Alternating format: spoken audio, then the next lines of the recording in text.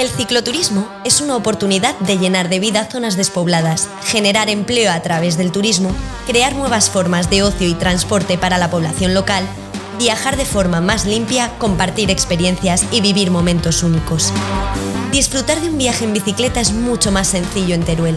Tenemos dos de las principales vías verdes de España.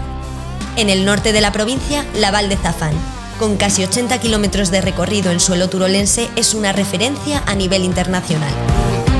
En el sur, Ojos Negros, con 92 de sus 170 kilómetros en Aragón, es la vía verde más larga de España y sigue sumando kilómetros por la comarca del Jiloca. Por esos paisajes, por sus gentes, por poder combinar la bici con el tren, por las sorpresas del camino, llegar hasta aquí ya ha merecido la pena. Pero esto es solo el principio. Ahora queremos unir ambas vías verdes, con 160 nuevos kilómetros que no solo conectarán las localidades de Teruel y Alcañiz, sino que harán realidad un circuito cicloturista de 450 kilómetros con salida al Mediterráneo, atravesando Valencia y Tarragona y conectando con la Eurovelo 8.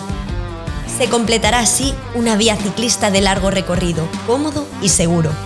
Además, en las cuencas mineras conectará con la vía verde de Utrillas para llegar hasta Zaragoza, un trazado que desde Teruel formará parte de otra ruta Eurovelo, que unirá Lisboa con el sur de Francia.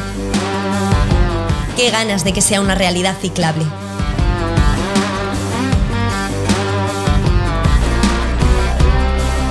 Vías verdes de Teruel, muchos kilómetros por recorrer. Estrategia aragonesa de la bicicleta, Gobierno de Aragón.